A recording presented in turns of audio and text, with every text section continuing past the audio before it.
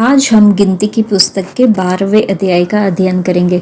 मूसा ने एक कूशी स्त्री के साथ विवाह कर लिया था, इसलिए मरियम और हारून उसकी उस विवाहिता कूशी स्त्री से कारण उसकी निंदा करने लगे। उन्होंने कहा, क्या यहोवा ने केवल मूसा ही के साथ बातें की है? क्या उसने हमसे भी बातें नहीं की? उनकी यह बात यहोवा ने सुनी। मूसा पृथ्वी भर के रहने वाले सब मनुष्यों से बहुत अधिक नम्र स्वभाव का था, इसलिए यहोवा ने एकाएक मूसा और हारून और मरियम से कहा, तुम तीनों मिलाप वाले तंबू के पास निकल आओ। तब वे तीनों निकल आए। तब यहोवा ने बादल के खंभे में उतरकर तंबू के द्वार पर खड़ा होकर हारून और मरियम को बुलाया। अतः वे दोनों उसके पास निकल आए। तब यहोवा ने कहा, मेरी बातें सुनो। यदि तुम में कोई नबी हो तो उस पर मैं यहोवा दर्शन के द्वारा अपने आप को प्रकट करूंगा या स्वप्न में उससे बातें करूंगा। परंतु मेरा दास मूसा ऐसा नहीं है। वह तो मेरे सब घरानों में विश्वास योग्य है।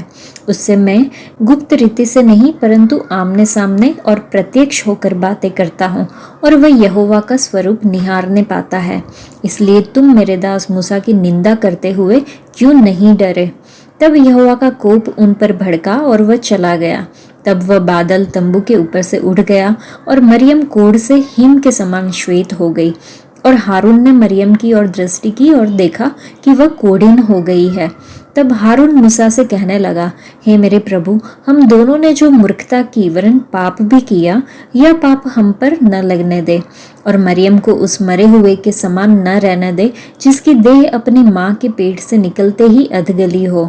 अतः मूसा ने यह कहकर यहोवा की दोहाई दी, हे ईश्वर, कृपा कर और उसको चंगा कर।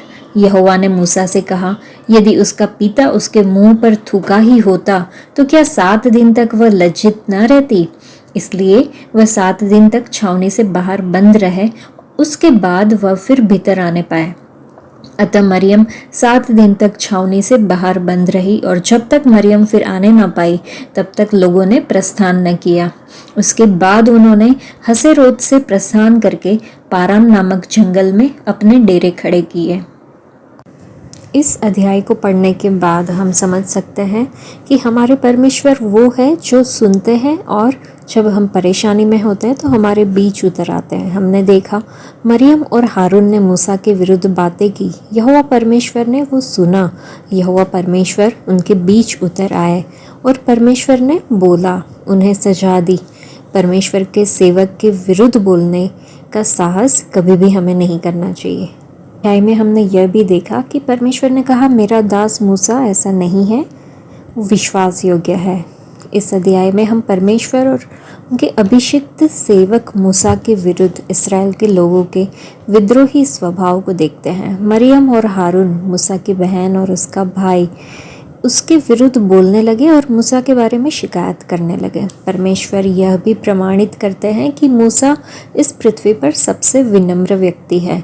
मूसा हमेशा शांत रहता था और कभी भी झगड़ा नहीं करता था किसी के साथ।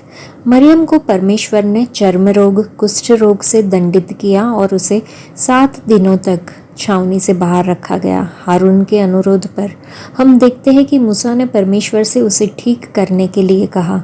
फिर वह 7 दिनों के बाद परमेश्वर द्वारा ठीक हो गई। स्वास्थ्य और उपचार परमेश्वर का एक उपहार है। जब हम उदास, थके हुए और अभिभूत होते हैं तो परमेश्वर हमें पुनर्स्थापित कर सकते हैं, हमें ठीक कर सकते हैं। वे हमें चमत्कारिक ढंग से ठीक कर सकते हैं। हम में से जो सोचते हैं कि हम स्वस्थ और ठीक है, वे वास्तव में परमेश्वर की नज़र में अंधे और बीमार है।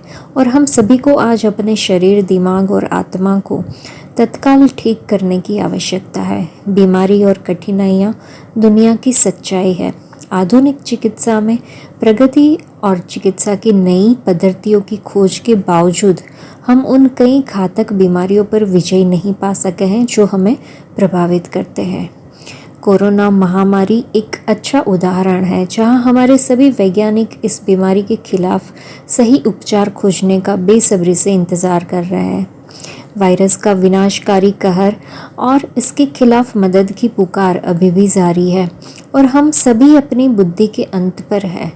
इसी संदर्भ में परमेश्वर के वचन और उनकी आज्ञाएं हमें याद दिलाती हैं और एक सार्थक संदेश देती है। परमेश्वर ने कहा है कि यदि हम अपने पापों से मुंह मोड़ने, खुद को विनम्र करने और दया के लिए उनके चेहरे की ओर देखने के इच्छुक है, तो वह सुनने और भूमि को ठीक करने के लिए तैयार है। इस प्रकार उपचार परमेश्वर और उसकी इच्छा के प्रति आज्ञाकारिता की हमारी बहाली बन जाता है। परमेश्वर चाहते हैं कि हम अपने शरीर और दिमाग का उचित इलाज पाने के लिए विनम्र, परमेश्वर से भयभीत और उनके वचन के प्रति आज्ञाकारी बने। आइए हम अपने पड़ोसी की अपने समान देखभाल करें, उसे संजोए और प्यार करें और अपने पूरे दिल और आत्मा से अपने परमेश्वर से प्यार करें। आज के लिए इतना ही। परमेश्वर आप सबको आशीष दे। धन्यवाद।